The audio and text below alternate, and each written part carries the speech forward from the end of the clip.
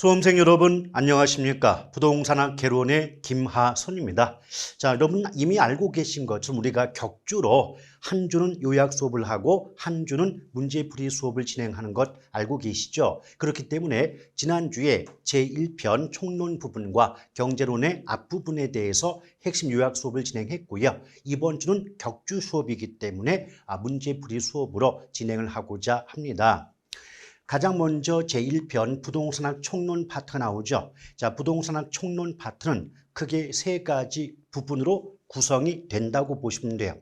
첫 번째가 부동산학의 기초 부분인데 이 부동산학의 기초 부분에 관련해서는 문제가 어떻게 출제가 될까요? 예컨대 부동산학의 학문적 성격이라든지 연구 목적, 연구 대상, 연구 분야, 또 일반 원칙, 또 이념 이런 것들을 가지고 지문이 구성된다고 보시면 돼요.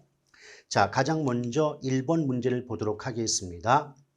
자, 부동산학에 관한 다음의 기술 중 가장 적절하지 않은 것. 자, 틀린 거 골라봐라 라고 나와 있죠. 근데 벌써 문제 속에서 부동산학 이렇게 물어봤어요. 그럼 부동산학과 관련된 기본적인 내용, 개념을 알고 있는가를 물어보고 있는 거겠지요. 1번, 부동산학은 부동산과 관련된 의사결정 과정을 연구하기 위하여 부동산의 법적, 경제적, 기술적 측면의 접근을 시도하는 종합 응용 사회과학이다. 자, 옳은 표현이죠. 여기서 법적, 경제적, 기술적 측면 이걸 합하면 법경기 3대 측면이 되고 이렇게 법률, 경제, 기술적 3대 측면을 종합적으로 고려하는 사고방식을 우리는 복합 개념이란 말을 들어본 적이 있지 않습니까? 맞죠? 그래서 문장에서 법적, 경제적, 기술적 측면 이 말을 다르게 바꾸면 복합 개념으로 접근을 시도한다. 이렇게 말을 바꿀 수도 있는 거겠죠. 더불어 부동산학의 학문적 성격은 종합, 응용, 사회, 경험, 규범과학의 성격을 갖는다라고 들어본 바가 있지 않습니까? 2번 부동산학은 추상적 학문이 아니라 아주 전형적인 표현이죠. 벌써 문장 속에서 추상적 학문이 아니다. 이 말이 나오는 순간 이미 정답은 구체적인 경험과학이라고 말이 나올 수가 있는 거죠. 그래서 그 아래줄에 보니까 구체적인 경험과학이다. 정확히 맞는 표현 들어가 있고요. 자, 3번 부동산학이 추구하는 가치 그랬는데 일단 문장 속에서 부동산학이 추구하는 가치 이 말 나오면 부동산의 이념을 의미한다라고 보시면 돼요. 우리가 부동산학의 이념 배우실 때 크게 일반 이념과 지도 이념 나눠봤던 거 기억나실 거고요. 그런데 문제화 되는 건 일반 이념이고 지도 이념은 문제로 출제가 되지 않으니까 일반 이념을 중점적으로 학습할 필요가 있다고 했던 거 기억을 나시지 않습니까? 그럼 일반 이념에는 효율성, 형평성, 합법성 이념이 있다는 거 기억하시면 되겠습니다. 이때 민간에, 자, 민간자 나왔죠. 자, 민간 또는 사적 부문에 한정하여 볼 때는 일반 이념 중 효율성의 이념이 중시가 돼요. 근데 효율성보다는 형평성을 중시한다 했기 때문에 효율성과 형평성의 위치가 뒤집어져 있네요. 바뀌어져 있습니다. 그러므로 3번이 틀린 지문에 해당이 되죠. 만약에 효율성보다는 형평성을 중시한다 이 말이 맞고자 한다면 이 앞에 민간 부문을 공공 부문 또는 정부 부문 이렇게 말을 바꿨다면 이 문장도 맞을 수가 있었고요. 더불어 민간의 한정, 민간을 중시한다면 효율성과 형평성의 위치가 바뀌어진다면 역시 옳은 지문에 해당이 될 수가 있었네요. 그러므로 1번의 정답, 대표 문제의 정답은 3번이 됩니다. 나머지 볼게요. 부동산학의 연구 대상. 연구 대상 그러면 크게 부동산 현상과 부동산 활동 두 가지가 있죠. 이때 부동산 현상은 큰 의미가 없으니까 신경 쓰실 필요가 없는데 부동산 활동은 자주 등장하고 있으니까 정확히 개념을 파악할 필요가 있습니다. 일단 부동산 활동은 대인대물 활동, 과학기술성, 윤리성, 전문성, 임장정보 활동성, 장기적 배려, 복합 개념 등의 속성을 갖는다. 기본적으로 알고 계셔야 되겠죠. 그리고 부동산학의 일반 원칙 중 능률성과 안전성의 원칙이 상호 충돌 관계에 있다는 것도 가볍게 기억하시면 좋지 않을까 생각이 됩니다. 정답 3번이고요. 자, 1번 문제 볼게요. 역시 부동산 학을 물어봤는데, 자, 1번 부동산 마케팅, 부동산 관리, 부동산 상담, 부동산 평가 등은 부동산학의 연구 분야 중 부동산 결정 지원 분야에 속한다. 옳은 표현이에요. 이때 원래 부동산학의 연구 분야는 크게 이론 분야와 실무 분야로 구분이 되고요. 이론 분야는 부동산학의 기초 분야에 해당이 되고 실무 분야는 크게 부동산 결정 분야와 결정 지원 분야 두 가지로 구분이 되죠. 이때 부동산 결정 분야는 투개, 금정, 투자, 개발, 금융, 정책 부분이 포함이 되고요. 부동산 결정 지원 분야는 마관상평이죠. 자, 마케팅, 관리, 상담, 감정평가 이 네 가지가 결정 지원 분야에 속하기 때문에 1번은 자, 마케팅의 마, 관리의 관, 상담의 상, 평가의 평, 마관상평은 부동산 결정 지원 분야인 거 알고 계시지 않습니까? 2번 부동산학은 여러 분야의 학문과 연계되어 있다. 여러 학문의 영향을 받았다. 이런 식의 표현 나오면 당연히 종합과학의 성격을 갖는다라고 말이 나올 수밖에 없는 거고요. 3번 부동산학은 토지 및 그 정착물에 관하여 그것과 관련된 직업적, 물적, 법적, 금융적 여러 측면의 그 분야를 연구하는 학문 분야가 바로 부동산학이다. 이런 부동산학의 정의 부분은 대단히 다양하게 존재하고 있다 보니까 보다 이제 상식적인 면에서 좀 괜찮다, 말이 좀 옳은 표현이네라고 느껴진다면 모두 틀린 말은 아니게 되겠죠. 4번 부동산학은 토지와 건물을 대상으로 탐구한다는 점에서 순수과학 틀렸죠. 우리 무조건 부동산학이 나올 때 기초과학, 순수과학, 자연과학 이런 말 들어가면 무조건 틀린다라고 배우신 기억이 있지 않습니까? 맞죠? 그래서 이 문제의 정답은 4번이 되고요. 나머지 부동산학의 접근 방법 중 의사결정식 접근법. 자, 접근 방법 중에서 지금까지 우리 시험에 나왔던 건 크게 두 가지예요. 종합식 접근법과 의사결정식 접근법 두 가지가 있는데 특히 의사결정식 접근법을 물어볼 때는 크게 큰 문장, 전형적이고 대표적인 문장 하나 있죠. 인간은 무슨적 존재다, 합리적 존재, 그리고 자기 이윤의 극대화를 목표로 한다. 이 말 절대 빠지지 않는다고 하지 않았습니까? 그래서 5번도 맞기 때문에 이 문제의 정답은 4번이 되네요. 자, 2번 문제 볼게요. 다음은 부동산학과 관련된 내용을 설명하는 것이다. 옳은 거예요. 1번 부동산 활동의 주체 나왔죠. 자, 부동산 활동의 주체는 크게 공적 주체, 사적 주체, 제3섹터로 구분이 되죠. 물론 이때 공적 주체를 다른 말로 제1섹터, 사적 주체는 제2섹터에 해당이 됩니다. 근데 공적 주체 또는 제1섹터에는 어떤 게 있을까요? 그렇죠. 중앙정부나 지방자치단체 그리고 각종 공기업. 이때 공기업 이 말 대신에 공사라고 해도 관계는 없겠죠. 그에 비해서 사적 주체는 어떤 게 있을까요? 개인, 기업, 토지 소유자, 조합 등이 사적 주체에 해당이 되고 제3섹터는 공적 주체와 사적 주체의 결합이 되기 때문에 일반적으로 민관 합동 이렇게 말을 많이 쓸 수가 있지 않겠습니까? 그럼 1번에서 정부, 지자체, 공기업 그랬죠? 그럼 얘는 공적 주체입니다. 그럼 공적 주체면 제2섹터가 아니라 제1섹터이기 때문에 1번은 틀린 문장이 되고요. 2번 부동산학은 추상적 학문이 아니다. 다른 문제도 나와 있지만 추상적 학문이 아니다. 이 말 나오는 순간 이미 정답은 구체적인 경험과학이란 말이 나올 수가 있는 거죠. 근데 앞부분은 맞았어요. 그런데 인간과 무관한 자연현상도 부동산학 연구의 대상이 될 수 있다.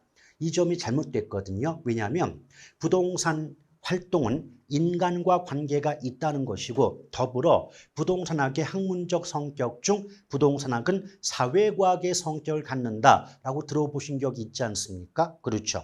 그럼 사회과학이란 말은 인간과 관계가 있는 사회 현상을 연구의 대상으로 삼고 있기 때문에 성격 자체가 사회과학이거든요. 그런데 여기서 보면 인간과 무관하다. 자연현상이 연구의 대상이 된다. 이 말은 자연과학이라는 의미를 담고 있기 때문에 틀린 지문에 해당이 됩니다.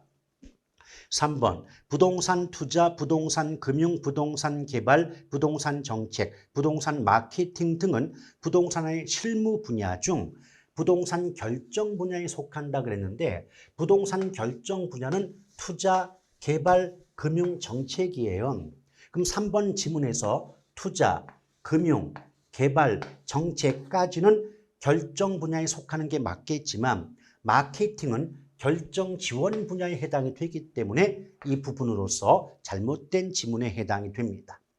4번 부동산학의 이념 중 효율성 나왔죠.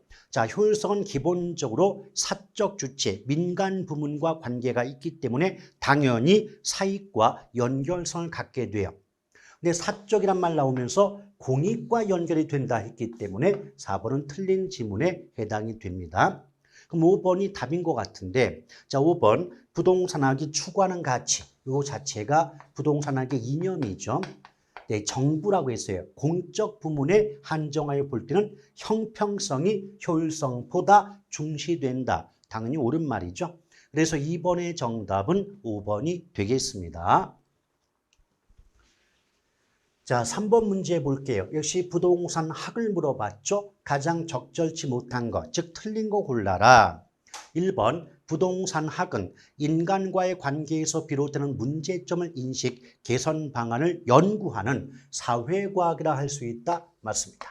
자, 부동산학의 학문적 성격 중 사회과학, 내 사회란 말이 나오면 누구와 관계가 있다? 인간과 관계가 있음이 전제되어 있다는 것을 반드시 기억할 필요가 있는 거고요. 2번 부동산학은 부동산과 관련된 문제 인식과 해결을 위해 사회, 경제, 법률적 측면의 접근을 시도하는 것까진 너무 좋았는데 아하 순수과학 아닙니다.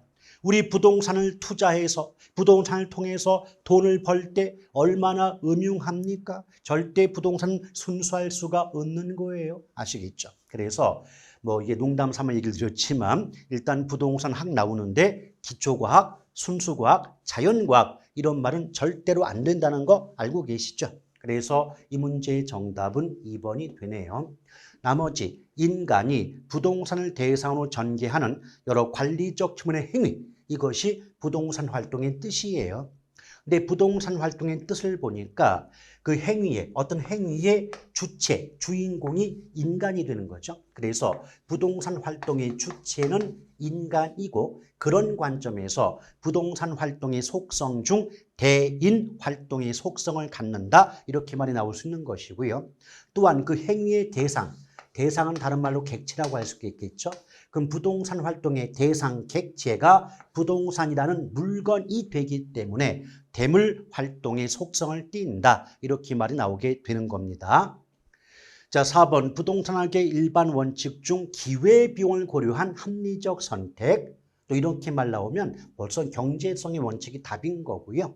또 부동산학의 연구 목적과 관련하여 중시되는 원칙 그러면 능률성의 원칙이죠. 왜 그럴까요? 여러분 기억나십니까?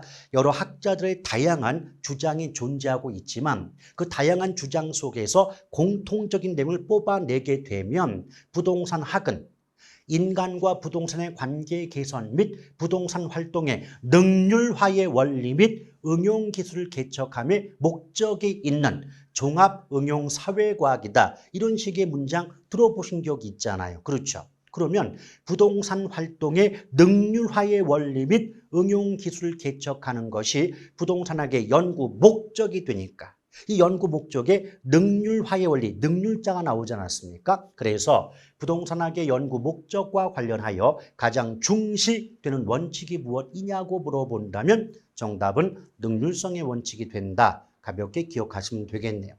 자, 그러므로 정답 3번의 정답은 몇 번인가요? 2번이 됩니다. 자, 4번 문제 볼게요. 부동산학에 관한 설명 옳은 건데, 자, 부동산학의 접근 방법 중 종합적 접근법 그랬죠. 자, 종합이 나오니까 복합 개념이 따라 붙어요. 종합이란 말 나오면 복합 개념이 따라 붙는다. 또는 복합 개념을 좀 더 늘리고 싶을 때 법률, 경제, 기술적 측면을 고려한다. 뭐 이렇게 말을 바꿔보는 경우도 있겠죠. 그래서 1번은 뭐 하자가 없으니까 옳은 정답은 1번 같은데 나머지도 한번 볼게요.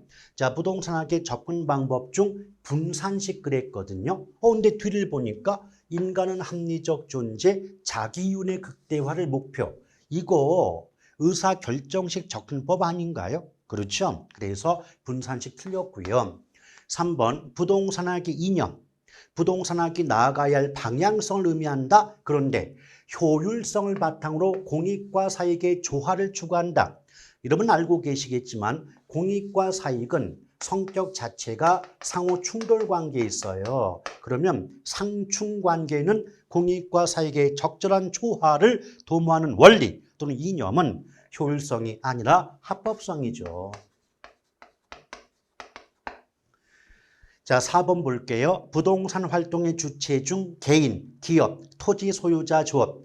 얘네들 묶으면 얘네들 사적 주체 아닙니까? 그럼 사적 주체는 제1섹터입니까? 2섹터입니까? 2섹터죠. 그래서 4번도 틀렸고요. 5번 보면 부동산 활동의 일반 원칙은 능안경공. 능안경공 네 가지 원칙이 구분이 되고요. 이때 능률성이 강화되는 만큼 안전성도 강화된다 했는데 아니죠. 분명히 능률성의 원칙과 안전성의 원칙은 상충, 상호 충돌 관계에 있다는 거예요. 따라서 능률성이 강화되면 그만큼 안전성이 약화되는 거지 함께 강화된다고 말할 수 없겠습니다. 따라서 이 문제의 정답은 1번이 되네요. 자, 이제 5번 넘어가 볼게요. 부동산 활동에 관한 설명 옳은 것을 모두 고른 것 그랬는데 기억번 부동산 활동은 공중, 지표, 지하를 포함하는 3차원 공간을 대상으로 전개한다. 맞습니다. 그래서 부동산 활동의 속성 중 공간 활동성의 속성을 갖고 있다는 것 우리 알고 있는 거고요. 따라서 부동산업 역시도 부동산업도 공간이 대상이 되니까 공간업의 성격을 갖는다. 함께 기억하면 좋겠습니다. 일단 기억번은 맞아요. 그러면 일단 보기 5개 중에 기억번이 없는 3번과 4번은 자동적으로 답에서 제외가 됩니다. 니은번 사회 공공성 있는 재산을 다루기 때문에 거래 당사자와 부동산 업자 모두에게 높은 윤리성이 요구된다. 니은번도 맞네요. 물론 이때 부동산 업자 이 말 대신에 중개업자라고 해도 상관이 없을 것 같고요. 더불어 과거 기출문제에서는 똑같은 문장을 써놓고 중개업자에게는 높은 윤리성이 요구되지만 거래 당사자에게는 윤리성이 요구되지 않는다고 해서 틀리게 만든 지문이 있다는 거 아울러 기억하시면 좋겠습니다. 그럼 기억과 니은이 함께 들어가야 돼요. 그렇죠? 그 다음 디귿번 일반적으로 일반 소비 상품을 대상으로 한 활동과는 달리 장기적 배려하에 결정이 되고 실행된다. 맞죠? 그래서 예컨대 토지의 특성 중 영속성 때문에 부동산 자체는 일반적인 재화, 즉 일반적인 상품 물건보다 수명이 길어요. 즉 내구재의 성격을 갖고 있다는 거죠. 그럼 내구재이다 보니까 수명이 길다 보니까 미래까지 고려해서 장기적인 배려하에 부동산 활동이 결정될 수밖에 없지 않을까요? 그러므로 디귿번도 들어가야 돼요. 그러면 1번, 2번, 5번 중에서 디귿번이 없는 5번도 답에서 제외가 되죠. 그럼 이때 1번과 2번 비교해 보면요. 기역린 디귿까지는 똑같죠.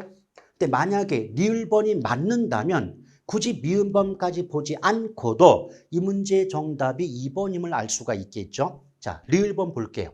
감정평가사의 감정평가, 공인중개사의 중개활동은 3차 수준의 전문성에 해당한다? 맞습니다. 일단 정답은 2번인 걸 알겠는데 이게 무슨 말인가요? 여러분 부동산 활동의 속성 중 전문성 기억나시죠? 맞죠? 1차, 2차, 3차 구분이 돼요. 근데 3차 수준의 전문성은 해당 분야의 전문가에 의한 활동으로서 가장 전문성이 높다고 배웠던 기억 나시죠? 그럼 감정평가 분야의 전문가인 감정평가사가 행하는 감정평가 3차입니다. 또 중개거래의 전문가인 공인중개사에 의한 거래 활동도 해당 분야의 전문가에 의한 활동이니까 3차 수준의 전문성에 해당이 되는 것 당연히 옳지 않습니까? 그래서 리을번 맞죠. 그럼 보나마나 미음번도 맞을 거예요. 부동산 활동은 이론적 지식, 자 이론이나 지식 이런 말 나오면 과학적으로 잘 연구를 해야 된다는 뜻이고 그렇게 연구된 이론과 지식을 실무에 응용할 때는 기술적으로 잘 해야 된다는 관점에서 기술성의 속성을 갖는다라고 볼 수가 있겠죠. 그래서 여러 가지 깊숙한 내용을 다 외우거나 배우려 하지 마시고 한 가지만 잘 기억하시면 돼요. 자, 과학성과 기술성 물어볼 때 이론이다, 지식이다 이런 말 나오면 과학성을 답으로 하시고요. 실무라는 말 나오면 기술성을 답하시면 그걸로 족한 부분이에요. 그래서 5번의 정답은 2번이 됩니다.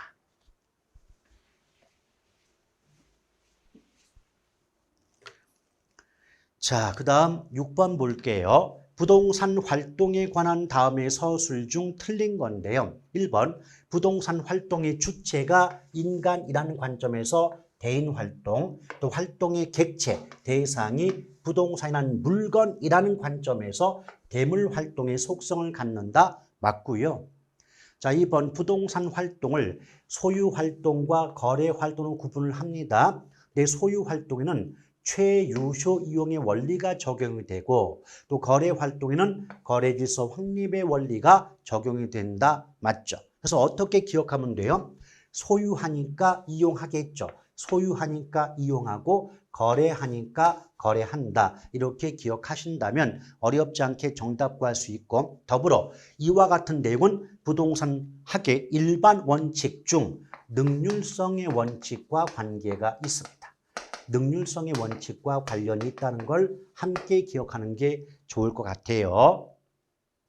자, 3번 부동산 활동은 임장활동, 정보활동 아주 전형적인 표현인데 임장활동, 정보활동, 임장정보 이 말이 나오면 부동산의 특성을 물어볼 때는 당연히 부동성이 나올 수밖에 없어요. 근데 이것은 부동산의 자연적 특성 중 부동성 그래야 되는데 부증성 하는 바람에 3번이 틀렸군요. 자, 나머지 부동산 활동의 속성 중 윤리성. 자, 윤리성은 중개업자뿐 아니라 거래 당사자 모두에게 중시가 된다는 것 꼭 알고 계셔야 돼요. 5번 감정평가사의 감정평가는 해당 분야의 전문가에 의한 활동이니까 몇 차다? 3차에 해당이 된다. 맞습니다. 그러므로 6번의 정답은 3번이 되겠습니다.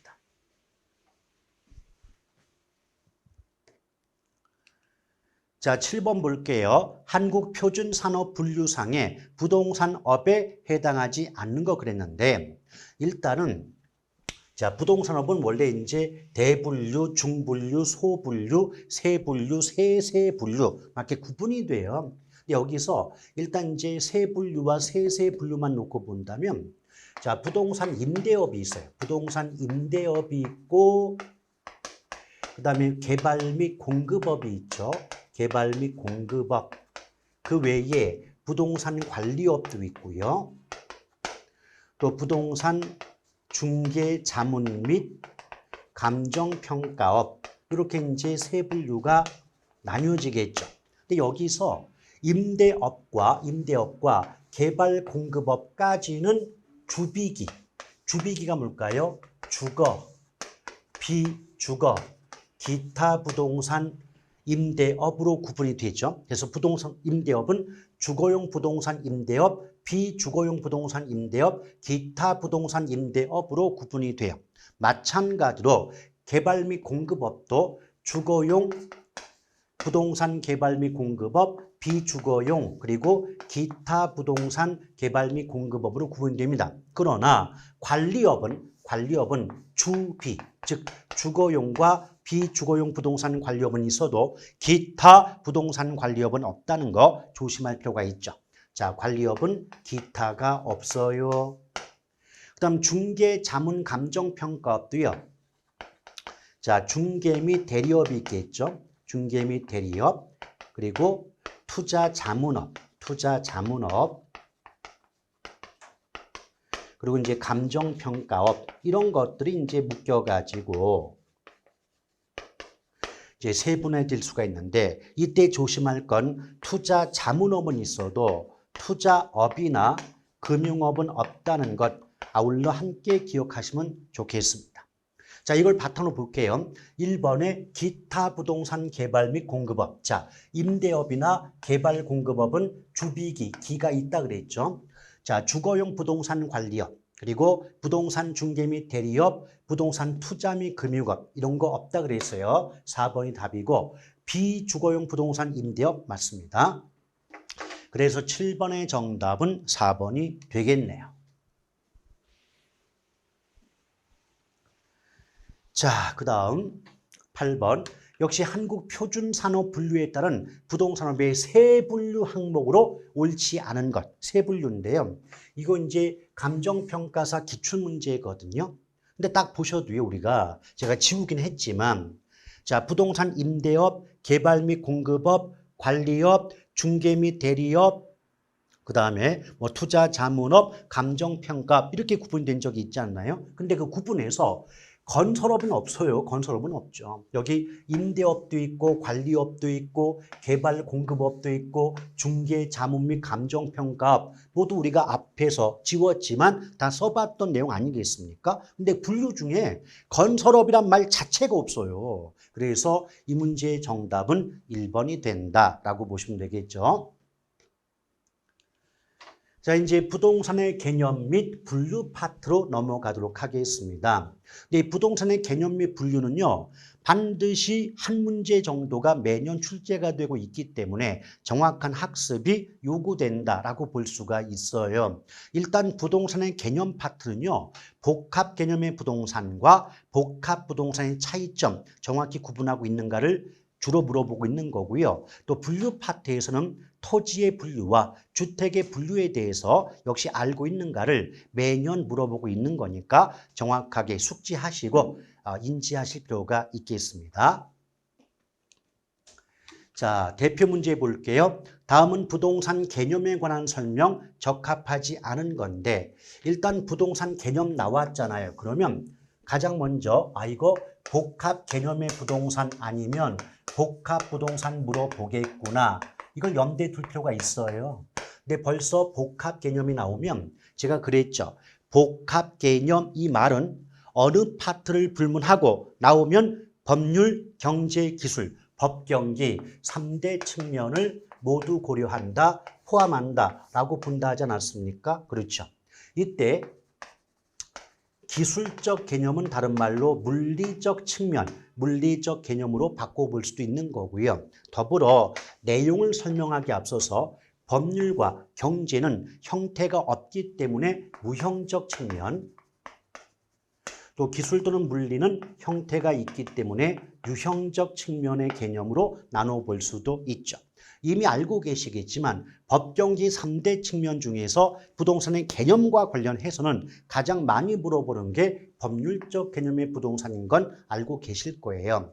일단 법률적 개념의 부동산은 크게 협의, 좁은 의미의 부동산과 광의, 넓은 의미의 부동산 나눠질 것이고요. 자, 협의의 부동산은 민법상 부동산인 거 아시죠? 근데 우리나라 민법에서는 무엇을 부동산이라고 규정하고 있던가요? 그렇죠. 토지 및 그 정착물이죠. 그럼 토지 및 그 정착물은 민법상 부동산으로서 협의, 좁은 의미의 부동산에 포함이 됩니다. 이에 비해서 광의는 협의의 부동산에다가 준 또는 의제 부동산까지 포함된 개념이라고 알고 계시지 않습니까? 맞죠? 그러면 우리가 학습의 비중은 정착물과 준부동산에 중점을 두시고 공부할 필요가 있어요. 이에 비해서 경제와 기술적 개념은 내용을 물어보기보다는 어떤 종류를 열거해 놓고 이것이 복합 개념 중 무슨 측면의 부동산에 속하느냐는 종류 정도로 물어보고 있다는 거죠. 그래서 경제적 개념은 자자생소품 기억나시죠? 자자생소품. 자, 그래서 자산, 자본, 생산 요소, 소비재, 상품으로서의 부동산은 경제적 개념의 부동산인 거고요. 기술 또는 물리적 개념은 공자위환. 자, 공이 뭐죠? 공간, 자는 자연, 위는 위치, 환은 환경이죠. 물론 이 중에서도 딱 한 번, 한 번이라고 하면 몇 번 정도 내용까지 물어본 건 공간으로서의 부동산 요 정도만 학습하시고 나머지 자연, 위치, 환경 부분은 뭐 그런 것들이 어디에 속한다? 기술 또는 물리적 개념에 속한다는 정도로만 익혀두셔도 큰 지장은 없겠습니다. 자, 1번 볼게요. 협의의 부동산, 즉 좁은 의미의 부동산 나왔죠? 그럼 민법상 개념이니까 토지 및 정착물을 말한다. 당연히 옳은 표현이에요. 2번 공간, 자연, 위치, 환경. 자, 공자위환이네요. 공자위환. 그럼 당연히 복합 개념 중 기술 또는 물리적 개념의 부동산 맞는 말이고요. 3번 협의의 부동산을 포함했죠. 자, 협의를 포함하니까 당연히 광의 부동산 되는데 협의의 부동산에다가 공시수단 같은 독립된 거래 객체로 인정된 것을 광의 부동산이라 하면 이러한 개념상 구분은 법률적 측면의 구분이다. 맞습니다. 벌써 협의, 광의 이 말 나오는 순간 복합 개념 중 법률적 측면과 연결된다고 보셔야 돼요. 과거 기출문제에서 이 문장을 써놓고 법률이라고 써야 되는데 경제적 측면의 구분이다 라고 함으로써 틀렸던 문제가 있었습니다. 자, 4번 법률상의 공장재단, 광업재단, 과수원, 자동차, 어업권, 항공기 등은 의제 부동산으로서 광의 부동산에 속한다. 얼핏 보면 그럴듯해요. 그런데 과수원은 준부동산이 아니에요. 그 자체로 부동산인 거지 준부동산이 아니거든요. 그래서 이 문제의 정답은 4번이 됩니다. 여러분, 우리 준부동산 어떻게 배웠죠? 자, 준부동산이란 본질적으로는 부동산이 아니에요. 자, 부동산이 아니죠. 그러나 그 공시수단, 이제부터 이 물건 내 겁니다라고 알리는 수단, 공시수단이 등기 등록에 공시수단을 갖추고 있는 거죠. 그럼으로써 부동산에 준하여 취급되는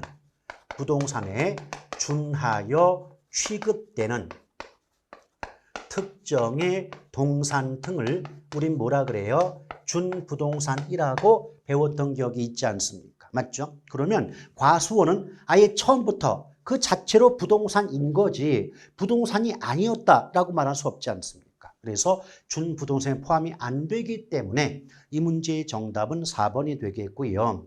나머지 5번 토지와 그 토지 위의 정착물이 각각 독립된 거래 객체이면서도 마치 하나의 결합된 상태로 다루어져 부동산 활동의 대상으로 인식될 때 이를 복합 부동산이라 한다. 맞습니다. 그래서 복합 개념의 부동산과 복합 부동산 다른 개념이니까 반드시 구분하셔야 돼요. 잘못하면 틀립니다. 근데 이때 출제자가요 말을 바꾸는 경우가 있어요. 이 문장에선 토지와 그 토지 위의 정착물이 각각 독립된 거래 객체다라고 했지 않습니까? 그렇죠. 여러분 법을 배워서 아시겠지만 우리나라 법률 체계에서는 땅과 그 땅 위에 세워진 건물은 하나의 물건으로 봐요? 서로 다른 두 개의 물건으로 봅니까? 서로 다른 두 개의 물건으로 보는 거죠. 하나의 물건으로 봐주지 않는 거죠. 그러니까 이 말을 어떻게 바꿀 수 있냐면 이 첫 번째 문장을 이렇게 바꿀 수 있죠.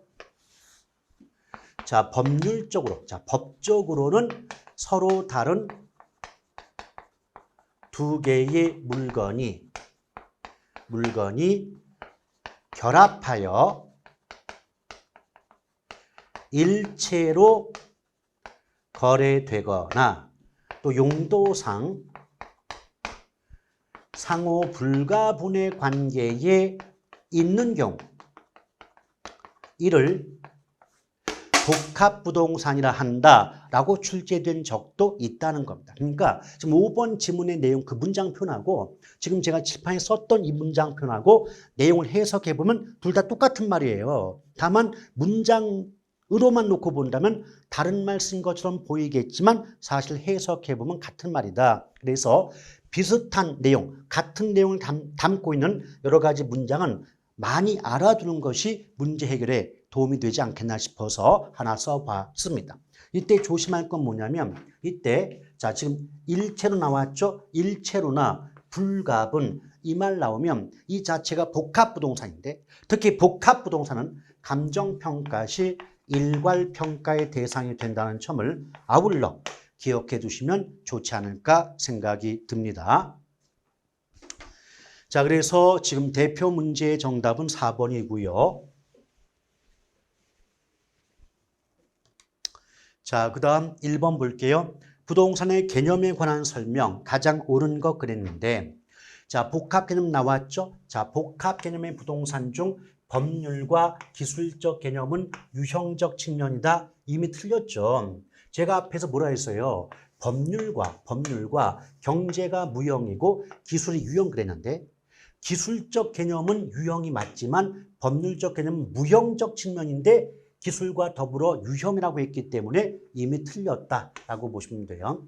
만약에 이 문장이 법률적 개념을 경제적 개념 옆에다 써놓고 무형적 측면이라고 했다면 맞을 수도 있었는데 아쉽습니다.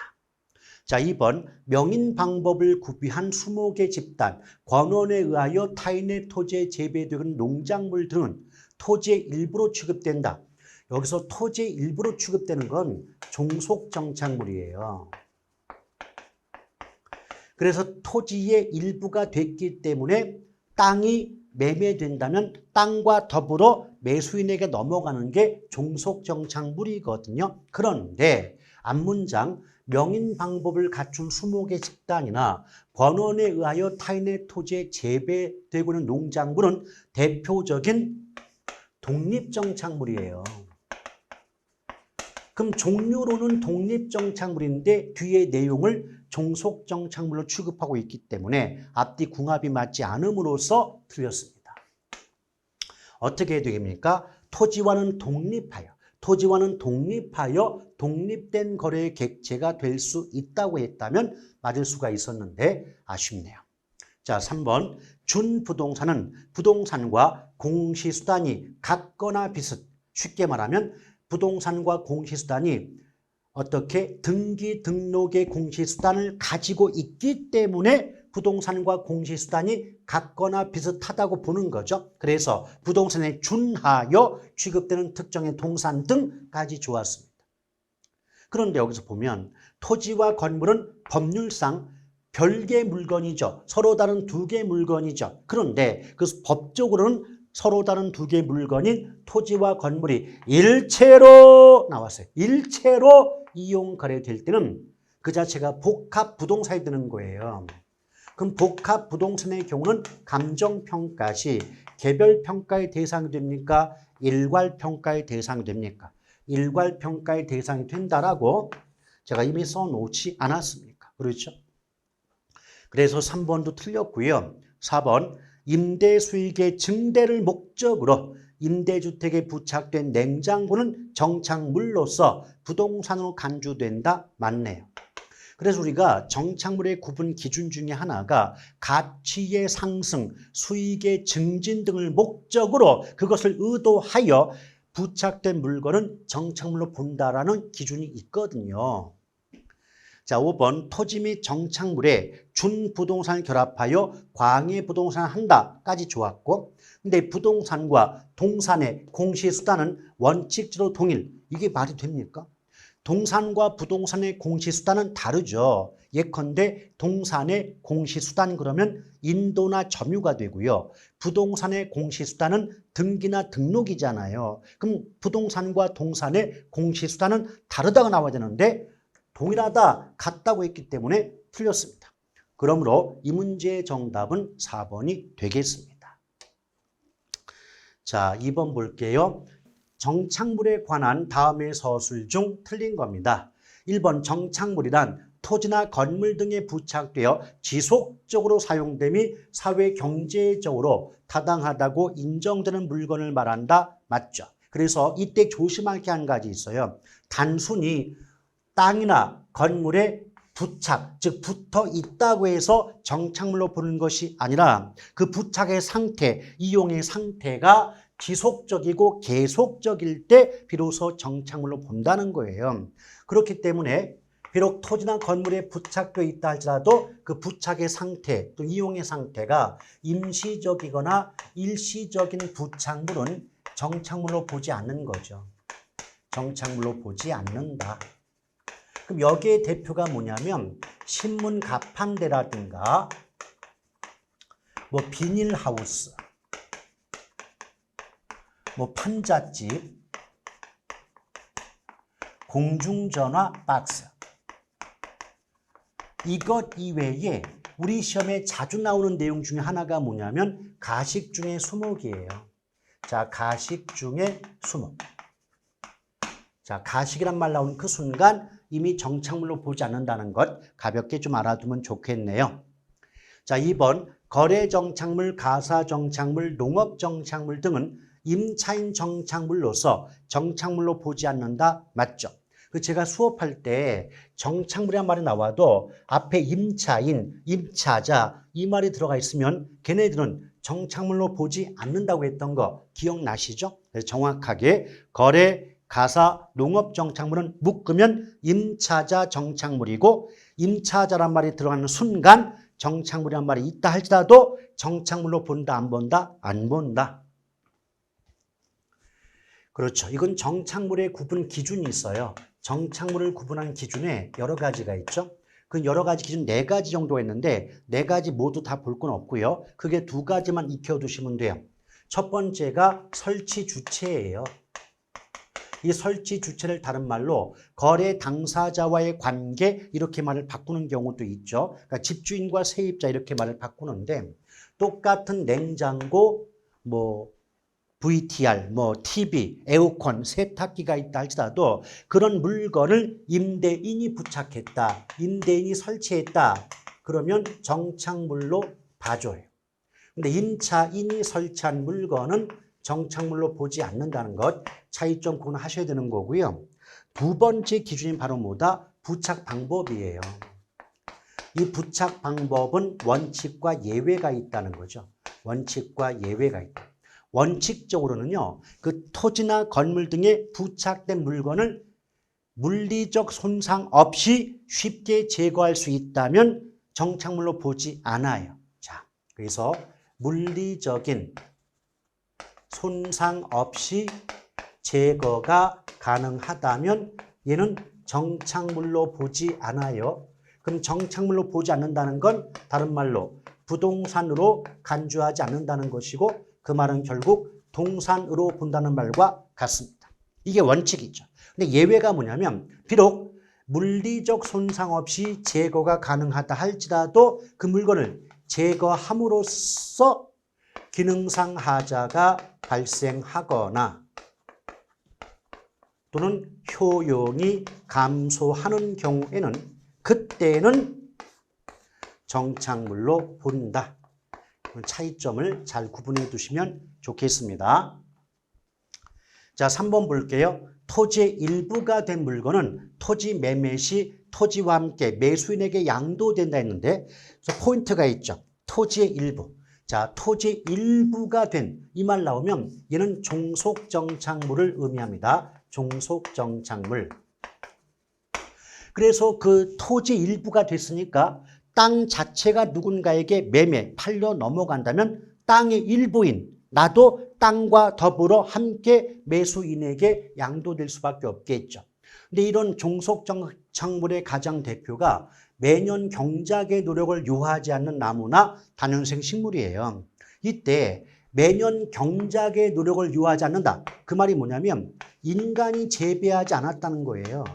인간이 재배하지 않았다. 그 말은 자연 상태에서 스스로 성장하고 열매를 맺고 꽃을 피웠다는 거죠. 그래서 이 말을 다르게 바꾸면 자연 식생 이렇게 볼 수가 있는 거죠. 이것 이외에 뭐 교량이라든지 도로라든지 담장, 지붕, 울타리 이런 것들도 모두 어디에 속한다? 종속정착물에 속한다. 뭐 종류 같은 거는 외우시면 되니까 크게 부담 가질 필요까지는 없지 않을까 생각이 돼요. 자, 4번 건물 명인 방법을 구비한 수목의 집단, 소유권 보존 등기된 임목, 권원에 의하여 타인의 토지에 재배되고는 농작물, 아주 대표적인 독립정착물이거든요. 그럼 독립정착물이란 말은 토지와는 독립하여 거래의 객체, 즉 거래의 대상이 될 수 있다는 뜻이에요. 그럼 토지와는 독립한다 이 말이 뭐냐면 토지와는 별도로 그것만을 팔아먹을 수 있다는 거죠. 상식적으로요. 여기 A라는 토지 위에, 땅 위에 B라는 건물이 세워져 있다고 할 때 토지는 내버려 둔 채 토지와 별도로 건물만을 팔아먹을 수 있지 않습니까? 매매할 수 있는 건 아닙니까? 그래서 대표적인 독립정착물로 보시고 나머지 내용도 종류상 독립정착물 외워두는 것도 나쁘지 않겠죠. 5번 정착물인지 아닌지 불분명하다. 이게 정착물인지 아닌지 정확히 모르겠어요. 이럴 때는 일단 정착물로 봅니다. 정착물 보니까 누구의 소유로 인정해 준다? 매수인의 소유로 인정해 준다는 거죠. 매도인 게 아니라 매수인걸로, 매수인걸, 사는 쪽으로 인정해 준다는 겁니다. 그래서 5번이 틀린 정답에 해당이 되겠네요.